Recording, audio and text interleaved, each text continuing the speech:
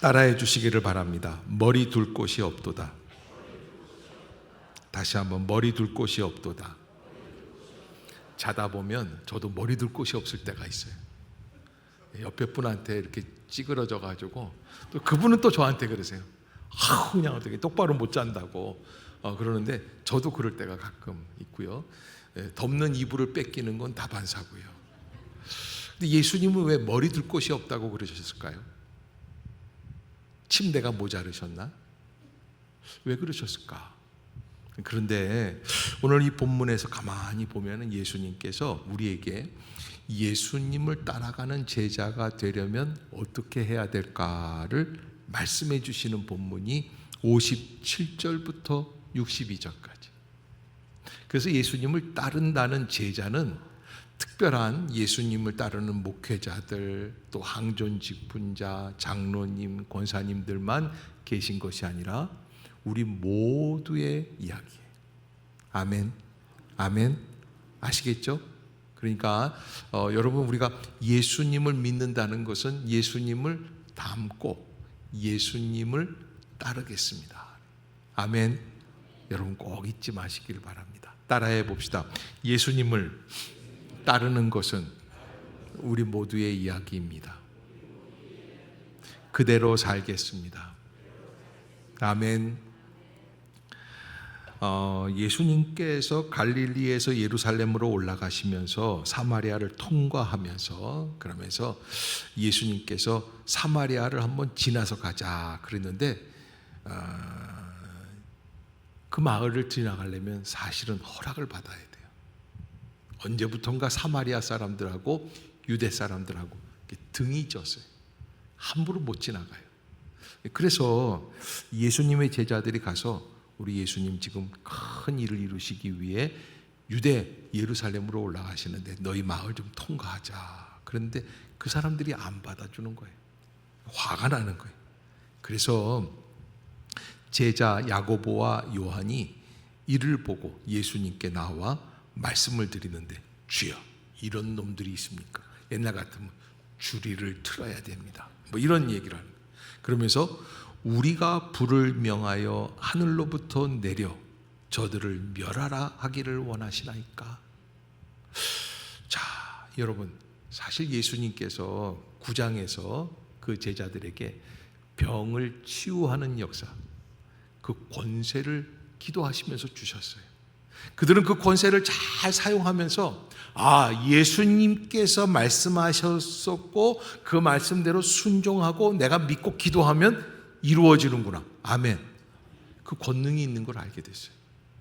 이 권능을 좀 썼으면 좋겠어요. 엄마가 사랑하는 아들한테 너 급한 일이 있으면 이 카드를 쓰렴 하고 카드를 하나 줬더니 근질근질한 거예요. 쓰고 싶어서. 그런 마음으로 제자 야고보와 요한, 사실 이 두 사람은 베드로와 더불어서 변화산에 올라가서 예수님께서 모세와 엘리야와 만나시는 걸 봤거든요. 하나님의 역사가 함께 하시는 분임을 알거든요.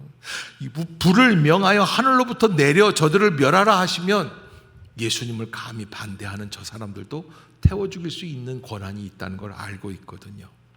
예수님께서 뭐라고 말씀을 하시냐면 오늘 읽었던 본문 바로 직전에 있어요. 돌아보시며 꾸짖으시고 함께 다른 마을로 가시니라. 그러니까 야고보와 요한이 잘했다 못했다? 택도 없는 소리 한 거예요. 예수님께서 그들에게 권한을 주시는 것, 예수님을 따를 수 있는 능력을 주시는 것, 말씀해 주시는 은혜, 이런 것들은 다른 사람 골탕 먹이고 불 내려가지고서는 반대한다고 해서 다 무조건 없애려고 하는 그런 권세가 기다 아니다, 아니라는 거예요. 우리가 하나님 앞에서 예수님을 믿는다는 것은 무엇일까? 예수님을 따라간다는 것은 무엇일까? 자, 한번 해주시길 바랍니다. 반복해서. 예수님을 믿는다는 것은 예수님을 닮는 것입니다. 예수님을 따라가는 것입니다. 아멘. 그러니까 예수님처럼 살아야 돼요. 집에 가서 예배 마치고 집에 갔는데 남편이 이렇게 보면서 부인 얼굴을 보면서 경기를 일으키면 되겠어요? 안 되겠어요? 안 되는 거예요. 그거는 예수님을 믿는 게 아니에요. 예, 지나가던 개도 제 얼굴을 보면 평안하게, 그래서 개웃음이라고 웃을 수 있는 그런 은혜가 있어야지 돼요. 정말로 성 프란시스코, 아시시의 성자 성 프란시스코는 길을 지나가는데 늑대가 사막에서 온 거예요. 그때 이 프란시스코는 그 자기를 향해서 으르렁거리는 늑대를 오 나의 형제요, 그리고서는 엎드려 절을 했대요. 참 이상하죠. 늑대가 그 웃긴 놈 보겠네 그랬을 거예요. 그런데요, 그렇게 프란시스코가 늑대를 향해서 화해를 신청을 하니까 늑대가 프란시스코 앞에 머리를 조아렸다는 전설 아닌 전설이 내려오고 있었다는 것인데, 궁금한 분들은 이태리 아시시를 한번 가보시면 잘 알 수 있는 줄로 아래요. 한번 가보세요. 그런 분이 있으셨어요. 오늘 예수님께서 예수님을 따라간다는 것은 무엇이냐? 나를 따르라. 세 가지 주제, 세 가지 사람. 첫 번째, 57절에 보면은 길 가실 때 어떤 사람이 여짜오되 어디로 가시든지 나는 따르리이다. 어디로 가시든지 나는 따르리이다. 좋은 이야기입니다. 어디로 가든지 상관없다는 거예요. 들이든지 산이든지 예수님 따라가면 나는 주님만을 따르겠습니다. 좋은 얘기예요, 나쁜 얘기예요? 정말 좋은 얘기예요. 일부 예배도 따라가겠습니다. 아침 7시 예배도 나오겠습니다. 그러는 거예요. 라면 먹고 싶어서, 샌드위치 먹고 싶어서 오는 게 아니라는 거예요. 그런데 예수님은 뜻밖의 말씀을 하시는 거예요. 여우도 굴이 있고 공중의 새도 집이 있으되 인자는 뭐가 없어요? 머리 둘 곳이 없다. 여우도 굴이 있고 공중의 새도 집이 있습니다. 여러분, 서울역 앞에 있는 노숙자도 자기 자리가 있습니다. 어느 목사님이 노숙자 체험하려고 가서 누웠더니 혼만 났대요. 그러더래요. 이게 몇 년짜리 내 집인데, 몇 년째 자기가 누워있던 자리예요. 아무나 함부로 갈 수 없어요. 여러분, 노숙자라고 얕보지 마세요. 자기가 누워있을 자리들이 다 있는 거예요. 그런데 예수님은 어떤 곳이 없다? 머리 둘 곳도 없다. 왜 그러셨을까요? 여러분, 사실 이 말을 어디로 가시든지 나는 주를 따르겠습니다 라고 했던 첫 번째 사람 제자는 언제 이 이야기를 드렸을까? 아마 예수님께서 5,000명을 모아놓고 떡과 그리고 물고기를 만들어 주시고 오병이어의 기적을 베푸르셨던 그 기적의 현장에서 이런 말씀을 드린 것이 아닐까. 기적이 일어나고 죽는 자가 살아나고 병든 자가 일어나고 고침받고 말씀의 기적과 같은 폭포수와 같은 은혜가 있고 그런 역사가 있을 때에는 어디로 가든지 나는 주님을 따르겠다라는 마음이 생겨요. 사람들이 예수님을 다 왕이라고 얘기를 합니다. 우리의 새로운 메시아, 구원자라고 이야기를 합니다. 좁은 대로 따라가기만 하면 나는 새로운 나라의 새로운 시민이 될 것 같은 느낌이 듭니다. 감정적으로 주님을 따른다고 이야기를 했던 것 같습니다. 그때 예수님은 그 사람이 왜 자기를 따르려는지 아시는 거예요. 여러분, 제가 전에도 한번 말씀드렸지만 제주도에서 있을 때예요. 우리 큰애가 아파가지고 병원에 한 몇 주간, 며칠간 이렇게 입원해 있는데 옆에 있는 신천동에 있는 할머니가 한 분이 계시는데 우리가 애기니까 할머니도 같이 그 병실에 입원을 해서 치료를 받고 있는데 할머니가 굉장히 자식들을 잘 두셨어요. 3남매인데 그렇게 지극정성으로 할 수가 없어요. 그래서 제가 감동이 됐어요. 퇴원하는 날 제가 얘기를 드렸어요. 할머니 참 행복하시겠어요. 왜요? 아니 그렇게 자식들이 그렇게 잘합니까? 그러니까 씩 웃어요. 쓴 웃음이에요. 그러면서 할머니 하시는 말씀이 저놈들이 나한테 잘하는 건 다 이유가 있어서 그래요. 아니 무슨 이유가 있습니까? 할머니가 자식들을 잘 두신 것이고 교육을 잘 가르치신 것이죠. 아니요. 땅 때문에 그래요. 땅이 얼마나 있는데요? 얼마 안 돼요. 조금이에요. 그런데요, 그 땅 달라고 저렇게 잘하는 거예요. 얼마나 계신데요? 한 15만 평밖에 안 돼요. 나도 퇴원 안 하고 잘하고 싶더라고요. 저도 할머니 아들이 되면 안 되겠습니까? 오늘부로. 여러분, 어머님이 입원해 계신다고 자식들이 잘하는 건 참 좋은 일이에요. 그러나 무엇 때문에 그러느냐? 동기죠. 목적이에요. 왜 사랑을 베푸느냐? 왜 친절을 베푸느냐? 이게 문제예요. 왜 주님을 따라가려고 하느냐? 이 사람 보니까 떡 먹고 물고기 먹고 감동이 왔어요. 여우도 굴이 있고 공중에 새도 집이 있지만 인자는 머리 둘 곳이 없는 사람이야. 너 나를 쫓아다니면 부귀 영화를 누릴 것 같지만 나는 사실은 그런 사람은 아니야. 제가 아는 어느 목사님 한 분이 정 목사님이라는 분이에요. 참 재밌는 분이고 공부도 많이 하시고 그런 분인데 인품이 그렇게 좋아요, 사람이. 그래서 참 정 목사님. 그런데 그분이 이제 사실 신학교 때 늦게 장가를 갔습니다. 늦게 장가를 가고 애들을 이제 늦게 낳았죠. 그런데 이제 늦게 장가를 가면서 내가 물어봐요. 목사님, 왜 이렇게 늦게를 장가를 갔어? 좀 일찍 갔지. 그랬더니 뭐라고 그러냐면 늦게 간 이유가 있어요. 아니, 왜 늦게를 갔는데 제가요, 하나님의 부르심을 받고 맨 처음에 신대원을 가서 소개팅을 하는데 마음속에 자꾸 그런 감동이 오더라고요. 무슨 감동인데? 나는요, 손양원 목사님처럼 애양원에 가서 나 환자들을 위해서 목회를 해야겠다 생각이 들었어요. 그래서 사람들만 만나면 뭐라고 그러냐면 이렇게 얘기를 하는 거예요. 저는 앞으로 꿈이 애양원, 저 여수에 있는 울숙도에 있는 그 애양원에 가서 복음을 증거하는 목회자가 될 겁니다. 자신 있습니까? 그러면 기절초풍을 하고 다 도망간다는 거예요. 그런데 마지막에 한 여자가 만났어요. 그래도 어떤 사람이냐면 그분은 경희대 한의대를 나온 분이에요. 그러면서 뭐라 그러냐면 저도 잘 됐습니다. 마침 나도 그런 봉사하려고 합니다. 그 두 사람이 결혼했어요. 그래서 내가 그러면 애양호는 가봤어? 그랬더니 내가 무학교에 같이 있었거든요. 애양호는 근처도 못 갔어요. 왜? 아니 어떻게 하다 보니까 뭐 목사 안수 받을 때까지 기다리고 안수 받은 다음에는 인턴십 거치고 뭐 이러다 보니까 지금 정릉에서 목회 잘하고 있어요. 내가 속으로 생각하기를 아니 저럴 거면 진작에 처음부터 여자 자매들 만났을 때 저는 그냥 소소하게 목회할 겁니다. 그랬으면 안 도망갔을 거 아니에요. 그냥 자기가 무슨 저기 손양원 목사님처럼 애양원에 가가지고 나환자들을 위해서 헌신하게 그래가지고 다 도망가는 거예요. 제가 그분을 뵈면서 가고 싶다고 가는 게 아니다. 한 번은 또 한 분 목사님이 실제로 애양원에 가셔서 원목이 되셨어요.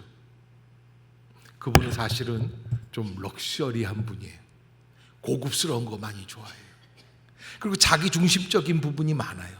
또 공부를 잘하시고 영어도 잘하시고 그래요. 그런데요, 저하고 같이 부목사로 있다가 담임 목사로 나가시려고 그러는데 아무리 구해도 목회 자리가 없어요. 딱 한 군데. 어디? 애양원밖에. 그래서 갔어요.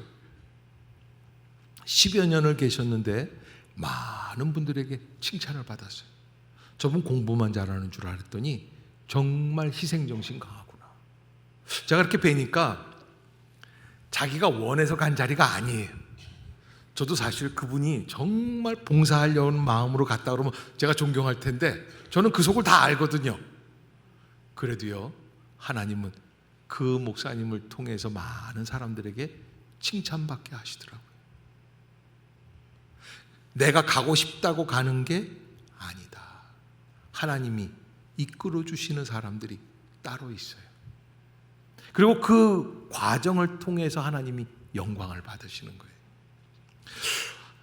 나는 어디로 가시든지 따르겠습니다. 말은 좋습니다. 나의 결단도 있습니다. 감동도 있습니다. 그러나 내가 하고 싶다고 하는 게 아니에요.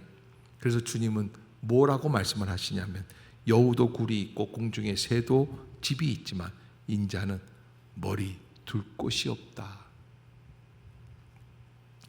두 번째 사람입니다. 또 다른 사람에게 나를 따르라. 예수님이 직접 본인이 따르겠다는 게 아닙니다. 너 나를 따라!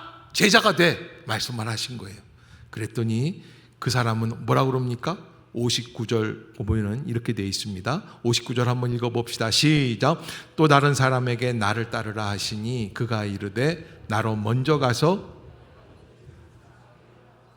유대인들은요, 아버지에게 효도하는 걸 굉장히 중요하게 생각해요. 왜냐하면 10계명을 보면요, 4계명까지는 하나님과 나와의 관계예요. 안식일을 거룩하게 지킨다. 그 다음에 제 5계명은 뭐예요? 부모에게 효도하라는 거예요. 내 부모를 공경하라는 거예요. 그만큼 부모에게 잘하는 것을 우선순위로 한국 사람 못지않게 부모님에게 효도하는 걸 중요하게 생각하는 하나님이십니다. 그런데 예수님께서는 뭐라고 말씀을 하시냐면 아버지를 먼저 장사하고 따라가게 해달라는 이야기를 가지고 이렇게 말씀을 하십니다. 60절에 보면 이르시되 죽은 자들로 자기의 죽은 자들을 장사하게 하고 너는 가서 하나님의 나라를 전파하라. 이게 무슨 말입니까? 죽은 자들로 자기의 죽은 자들을 장사하게 하고. 여러분, 이게 과거에 80년대 90년대 유행이 돼가지고 예수님을 너무 사랑한 나머지 어느 목사님들은 부모님이 돌아가셨는데 장례식장도 안 가신 분들이 계세요.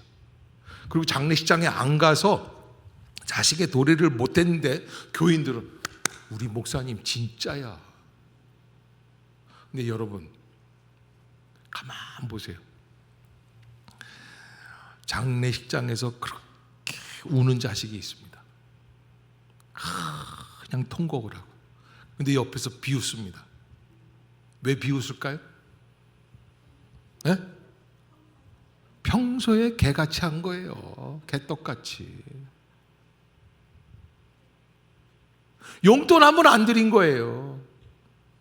말 안 듣고 속삭인 거예요. 그래서 나훈아인가요? 누가 노래를 불렀잖아요. 불효자는 웁니다. 그런데 그런 순수한 마음 가지고 내가 불효자기 때문에 운다고 그러는 사람은 그래도 쓸만해요. 제가 영락교회에서 목회할 때인데 과천에 계신 어느 집사님이 돌아가세요. 췌장암으로 얼굴이 흑달이 왔어요. 새까맣게 바뀌면서 강남 성모병원에서 돌아가십니다. 너무 안타까워요. 제가 옆에서 마지막 임종을 지키면서 집사님 불쌍해서 어떡해. 왜? 아니 자식이라고 다 했는데 한 번도 안 와보니까 어떡해. 그러니까 그분이 뭐라 그러냐면 자식을 두둔해요. 아니야, 걔네들이 뭐 바빠서 못 오는데 어떡하겠어. 나는 이제 천국 가는데 하나님께 영광이지. 괜찮아. 그런데 돌아가셨다고 딱 되니까 연락이 하니까 딱 나타나더라고요. 어느 뭐 방송국 PD고 그랬는데 잊혀지지가 않아요. 와서 얼마나 주인 행세를 하는지. 몇 달을 우리 구역 식구들, 교구 식구들이 다 그 할머니를 섬겼어요. 지금은 호스피스 같은 사역이 있는데 그때 당시에는 그런 게 없어요. 그래서 다 교인들이 가서 섬기고 아침에 드리고 점심에 드리고 그랬어요. 그런데 돌아가시고 나니까 자식이 나타나더라고요. 그리고서는 자기가 제일 효자인 것처럼. 여러분, 싸가지가 바가지예요. 문제는 예수님이 말씀하신 것, 죽은 자들로 자기의 죽은 자들을 장사하게 하라는 말씀, 바로 그런 의미예요. 살아있을 때 잘해. 죽어있을 때 아무리 잘한다고 그게 최고가 아니다. 사실 우리가 예수님을 따라간다면 우리는 죽은 자들이 아닙니다. 영원히 살아가는 영생의 소망을 갖고 있는 믿음의 사람인 줄로 믿습니다. 그러면 세상적인 것, 현실적인 것 따지고 여기에서 영원한 나라가 있는 것처럼 돈을 많이 모으려고 하는 것, 이런 것들이 죽은 자들의 특징일 수 있습니다. 땅 위의 소망을 버리지 못하는 거예요. 왜? 여러분, 그러다 죽은 사람 한 사람이 있죠? 이상해요. 창세기 19장에 보면은 소돔과 고모라가 멸망하지 않습니까? 그때 아브라함의 조카 롯을 천사 두 사람이 가서 데리고 나옵니다. 그 네 식구를 데리고 나오는데 천사가 이야기를 합니다. 뒤를 돌아보지 말아라. 그런데요, 굳이 뒤 돌아보는 여자가 있어요. 누구예요? 롯의 아내예요. 왜 돌아봤을까요? 아까워요. 세상에 10년 청약 통장 들어가지고 겨우겨우 얻은 아파트예요. 이제 30평에서 45평으로 이제 막 옮겼어요. 수천만 원 들여서 리모델링 싹 했어요. 이거 두고 가려면 아까워요, 안 아까워요? 아까워요. 죽은 자들로 자기의 죽은 자들을 장사하게 하라는 것. 하나님 앞에서 내가 어떠한 목적, 어떠한 마음 자세로 주님을 따르고 있습니까? 우선순위에 관한 문제입니다. 제가 한 30년도 더 됐죠. 부산에서 청년 목회할 때인데 청년들 가운데 많은 은혜가 있었습니다. 그래서 해외로 선교사로 나간 청년들만 5명이 됐어요. 청년들 한 100여 명 이렇게 모여 있었거든요. 그 중에 한 5명 정도가 몽골로, 멕시코로, 그 다음에 아프리카로 이렇게 선교사로 다 나갔습니다.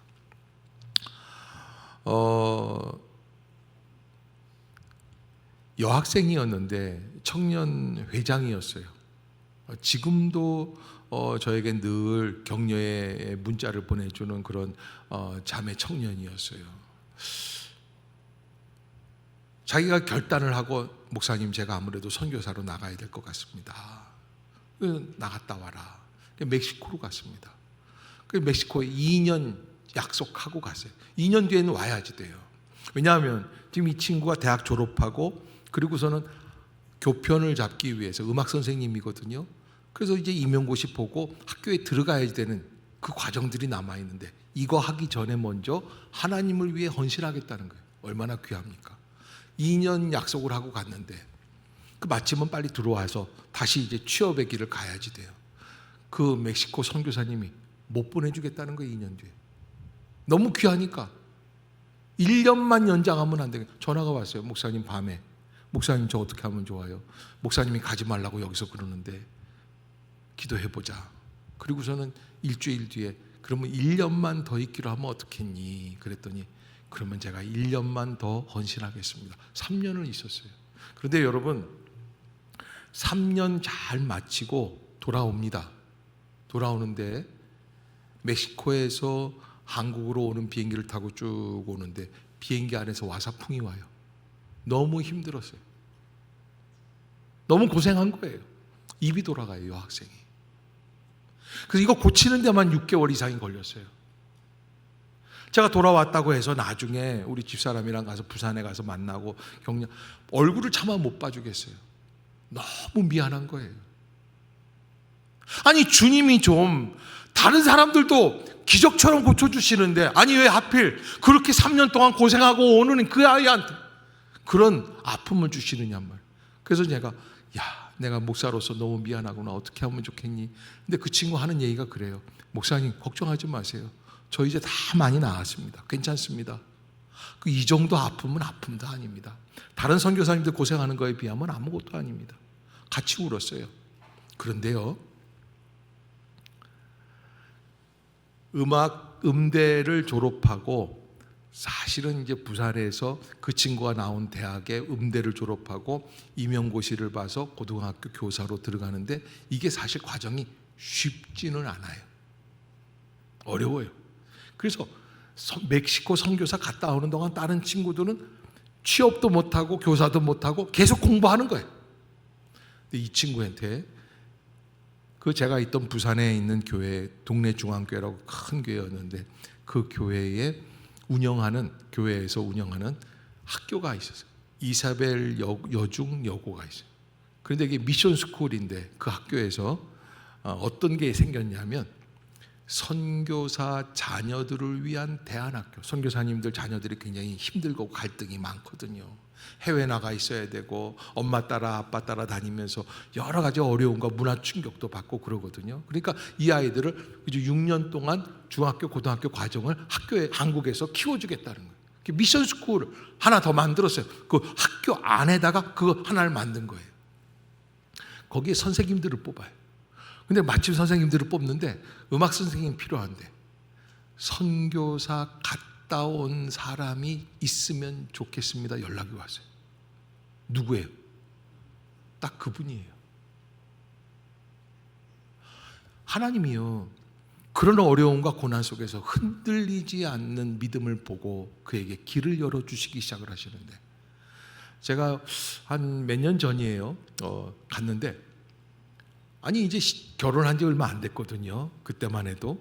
그런데 아주 제법 큰 집에 살더라고요. 집이 뭐 한 45평 50평 되는 것 같아요. 그래서 내가 슬쩍 물어봤어요. 야 무개야, 너 아니 이제 신혼부부가 무슨 돈이 있어서 이렇게 큰 집에 사냐 하니까 그러는 거예요. 목사님 저희 참 이상해요. 그래서 왜? 저희요 이상하게 외국에 나갈 사람들은 저희를 찾아와서 집 좀 봐달래요. 2년 동안. 어떤 집은 3년 동안. 그래서 저희 집이 없어요. 그런데요 집이 넓은 집이 있어요. 왜요? 하나님이 연결시켜 주시는 거예요. 선교회 안에서 그런 분들이 나오는 거예요. 여러분 그런 이야기가 있죠. 이순신 장군이 한 얘기 같은데 살려고 하는 자는 죽을 것이고 죽으려고 하는 자는 살 것이다.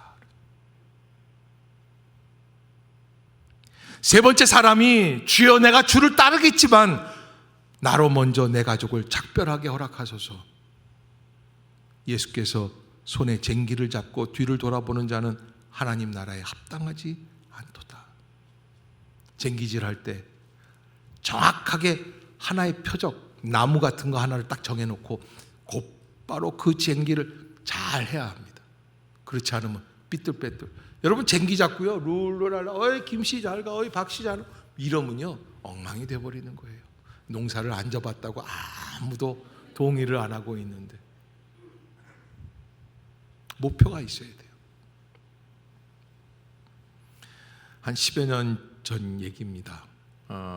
제가 알고 있는 어느 목사님 어느 교회에 신학생 하나가 이제 새로 전도사로 왔는데 키 1m 80, 얼굴은 아이돌 수준, 그리고 공부는 잘하고 영어를 그렇게 잘한대요. 샬라샬라샬라 하면서 얼마나 멋있겠어요. 그런데 좀 가난해요. 신학교 졸업하고 결혼을 해야지 목회를 나갈 수 있었거든요. 과거에는. 결혼을 하려고 하는데 아무리 잘나도 이 전도사 가난한 신학생한테 선뜻 시집 오겠다는 자매가 없어요. 그런데 어느 가난한 여자 신학생이 그 전도사를 딱하게 보고 제가 전도사님이랑 결혼하겠습니다. 이 자매는 얼굴도 조금 딸려요. 키도 좀 작아요. 집안도 좀 가난해요. 그래도 급하니 어떡하겠어요. 이 전도사가 결혼을 해요. 결혼해놓고 보니까 마음에 안 들어요. 그러고서는 얼마 안 있다가 구박하기 시작하고 나중엔 부부싸움하면서 때리기도 했대요. 5년 뒤에 만났는데 부인이 바뀌어서 나오더라는 거예요. 아는 사모님인데 바뀌었어요. 나중에 알고 봤더니 자기가 몸담고 있던 그 교회에 교사하고 눈이 맞아가지고 결혼하고 있는데도 벌써 눈이 맞았대요. 지들끼리 이러면서 옛 나음을 기약하고 이혼하고 갈라쓰고 결혼한 거예요. 이런 썩을 것들이 있어요.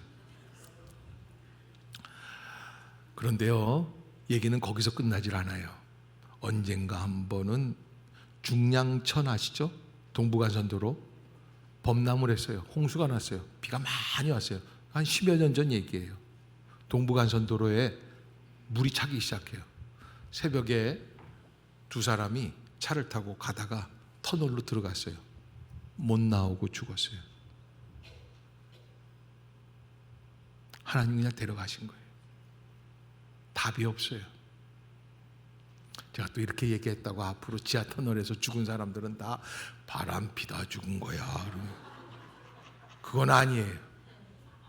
그러나 여러분 우리가 주님을 따라가는데 주님을 따르기로 생각을 하고 결단하고 나아가는데 손에 쟁기를 잡고 나아가는데